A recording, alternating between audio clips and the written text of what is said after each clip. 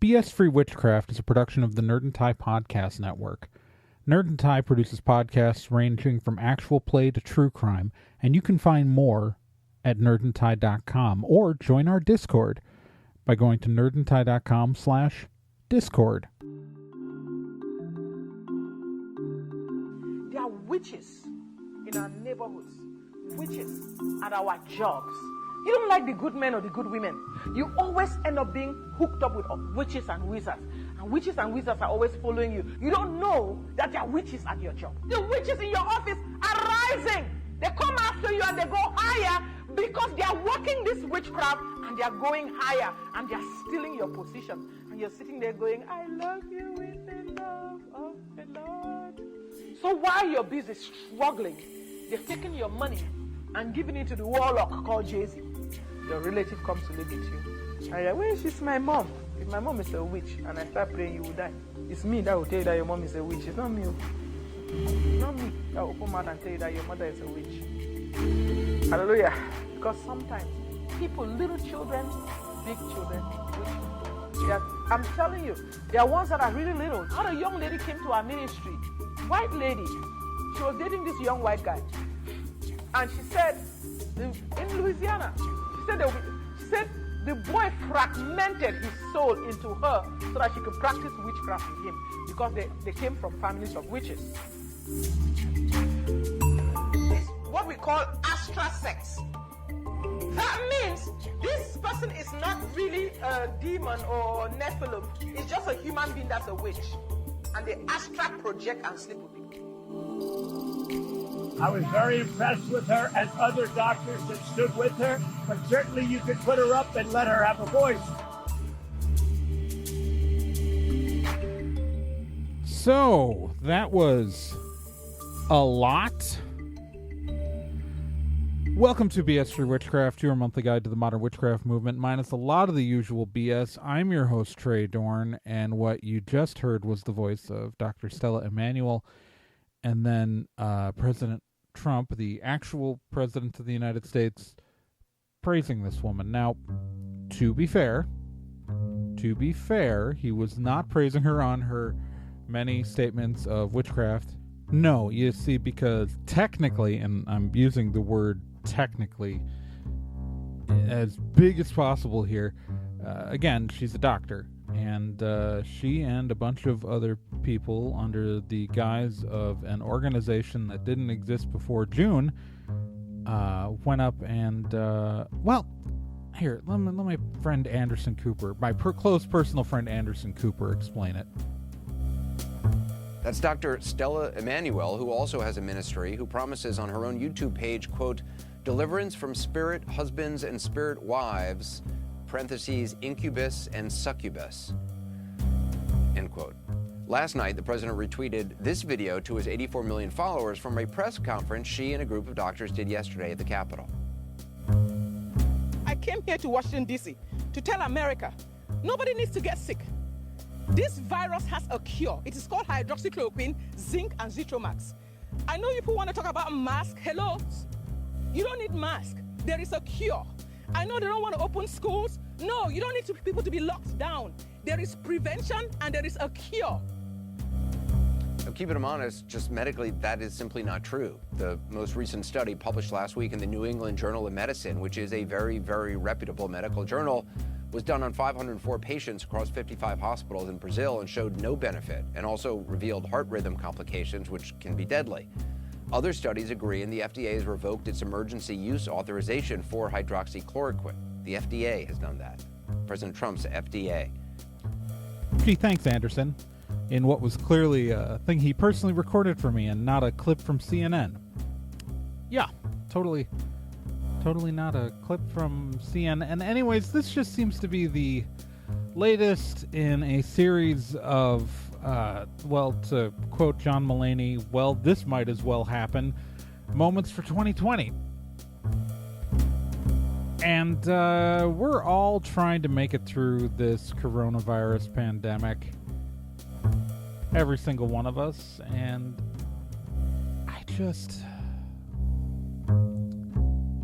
I'm running out of words, people. But we're practicing witchcraft in a time of coronavirus, and yeah, can I just, like, Dr. Stella Emanuel, it's just, I don't want to spend the whole episode on her. I don't. But this sort of thing puts people in danger. First off, no, we're not astral projecting and having sex with you in your dreams. That is not a thing witches do. Well, I mean, I say that, but I know the instant I ever say anything like that, like that's not a thing that witches do, someone's going to write into me about their very specific witchcraft tradition where they are 100% doing that. But as long as it's consensual, I don't really care. Again, if you're going to astral project into somebody's dreams and have sex with them, do it consensually. Consent is important. And, yeah. Like, how is this even a thing?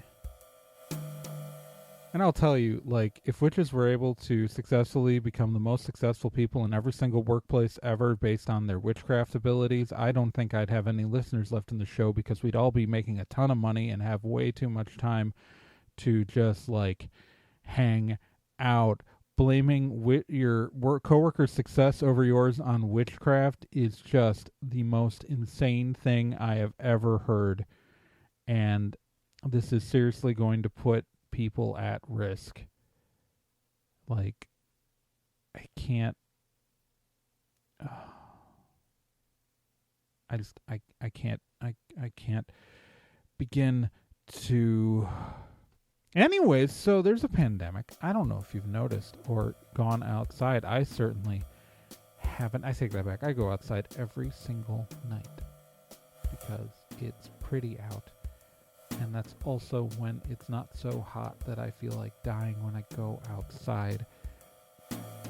Practicing witchcraft during the middle of a pandemic is kind of a weird, interesting thing. Like, on the one hand, like, we're capable of spending, witchcraft doesn't require other people to be around. In fact, most of the time I like to be alone. But people who do group witchcraft stuff are suddenly forced to find out what life is like for all of us solitaries. And not everybody's cut out for that. Not everybody's cut out for a solitary practice. I like a solitary practice. I don't like doing stuff with other people. I don't like mixing my energy with other people's energy. It's not fun for me. But other people really feed off of that and really enjoy that. And covens have been forced to move their meetings virtual, as we are all being good and socially distancing and wearing masks because we are witches who are smart, at least the ones who listen to this show. Dumbass witches who don't wear masks can go fuck right off. Because we respect the science around these parts.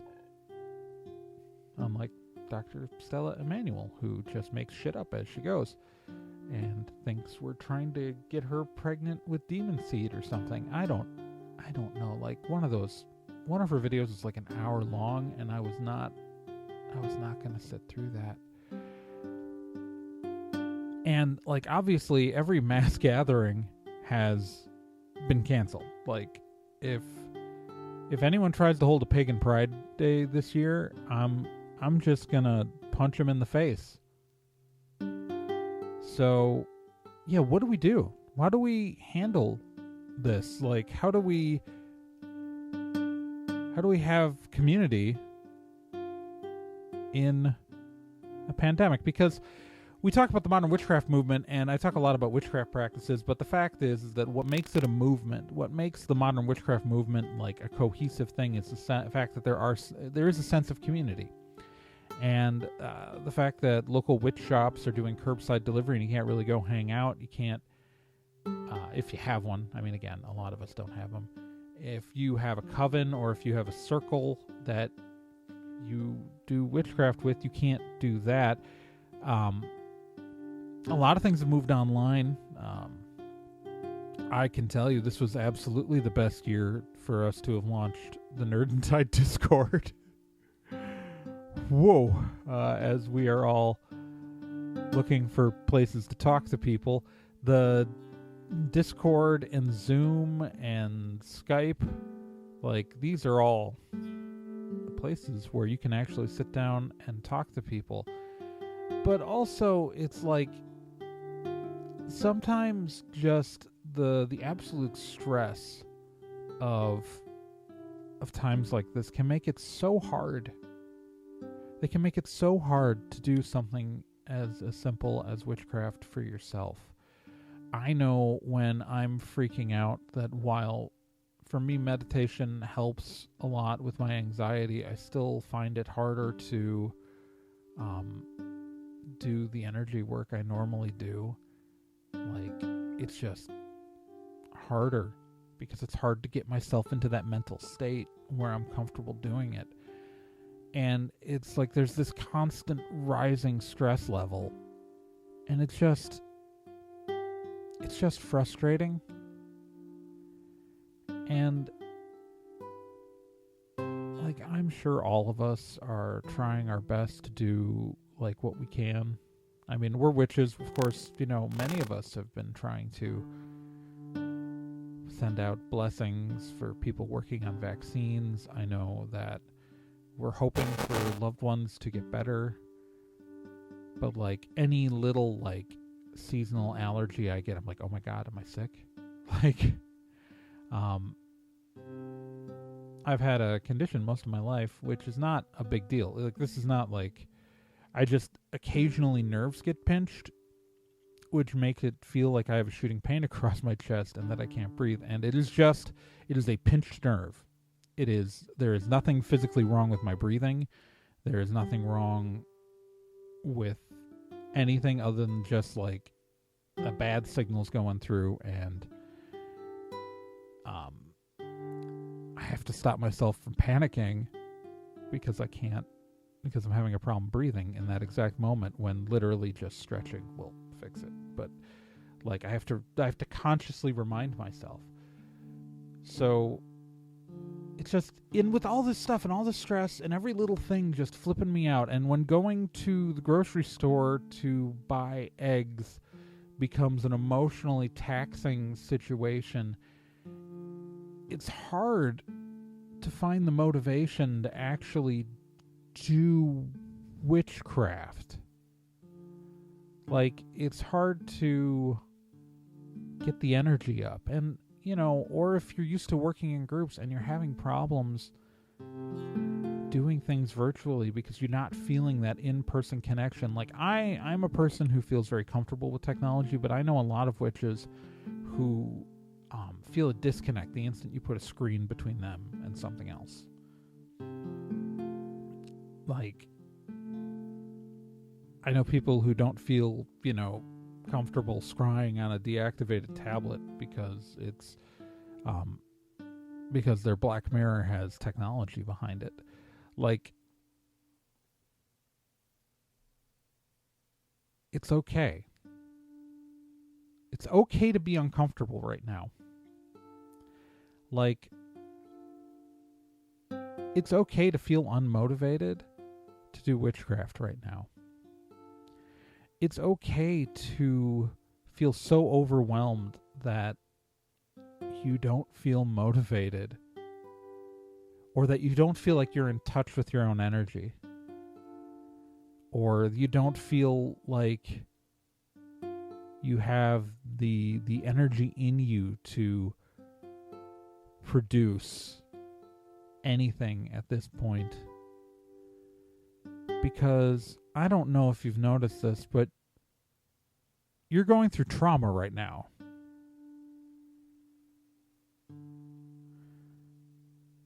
That's what this is.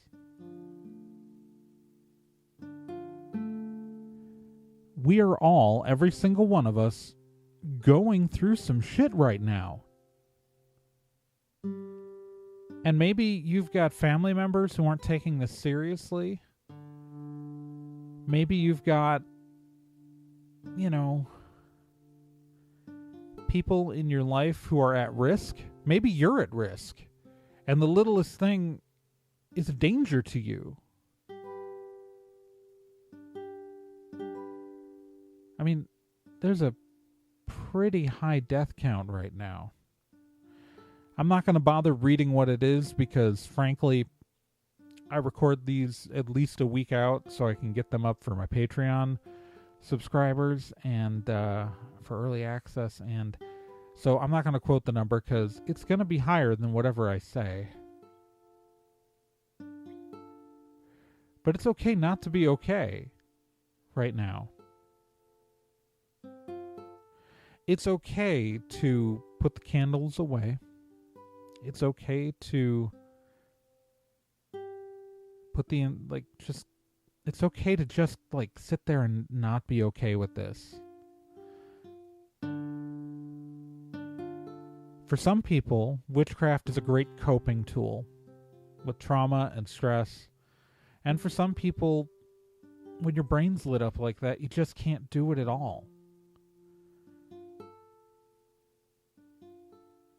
And the most important thing right now is that you're taking care of yourself.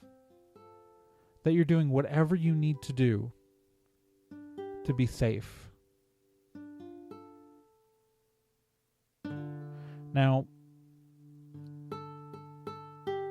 for me, one of the things that I've been doing to kind of make it through this is I've been taking nightly walks. And not just because I've literally gained 10 pounds since the pandemic started. I have. It is not great. I stress eat. Every night, around sunset, I go out and I take a nightly walk. The brightest idea because I live in northwestern Wisconsin and we have these annoying things called deer everywhere here. And I will tell you, so I take this walk every weeknight.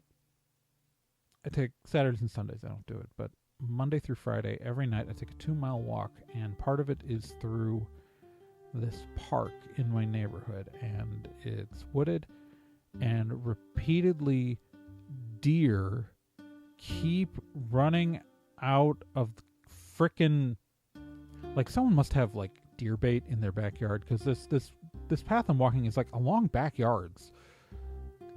It's a wooded area, and I'm near the edge of town, and it's a wild patch, and deer are just all over my neighborhood, and it's just, they're so annoying. Let me tell you, so people from the city, they talk about, I grew up in the city. I was born in Chicago, grew up mostly in Milwaukee. I am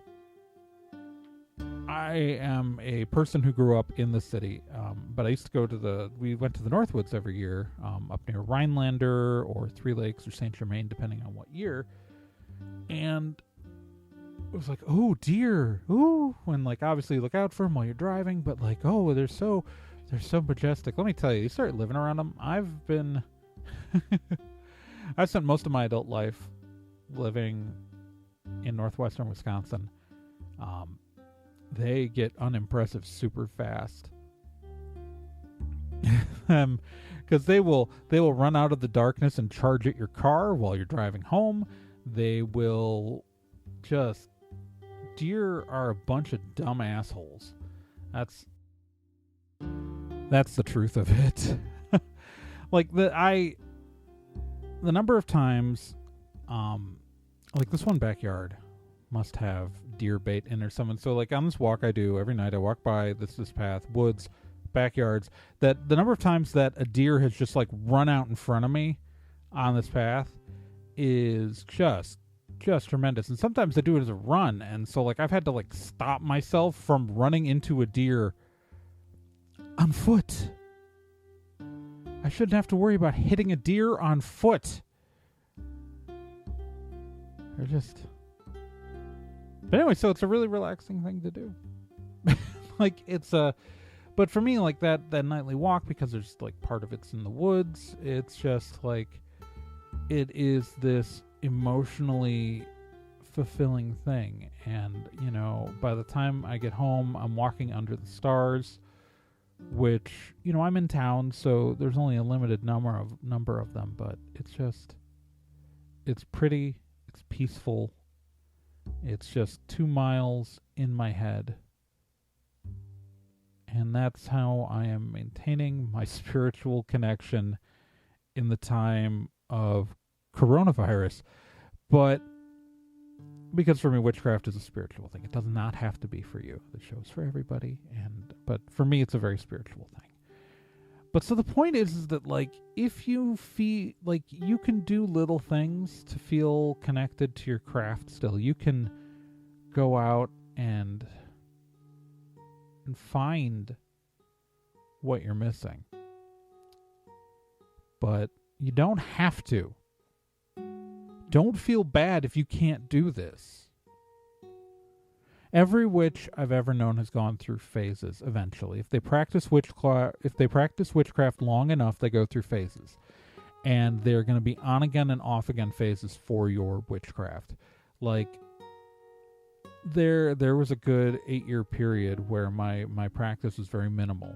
Like, I almost did nothing. And I'm a Wiccan, so like I've got like 8 holidays a year, and I did nothing. And that's okay. Like, a lot of people are going to go through that. A lot of people are going to have that happen. And you're allowed to have a downtime because of a global pandemic. Like, this is not an easy time for people, and you're allowed to not be having an easy time with this. I'm not.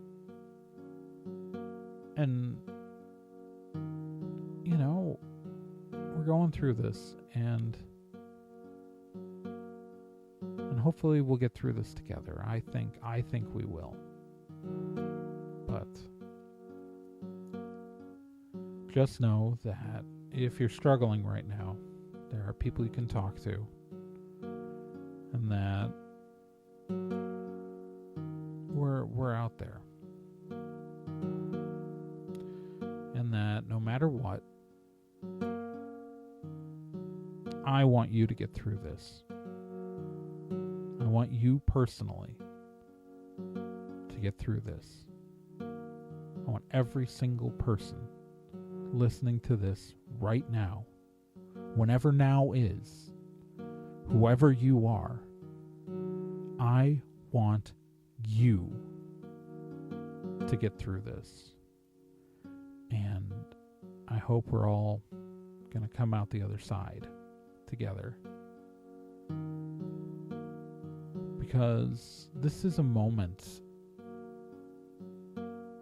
unlike any other for people. Like, we talk about shared historical, cultural moments, and they talk about things like 9/11. They talk about things like the JFK assassination, but this is so big that it's hard to wrap your head around.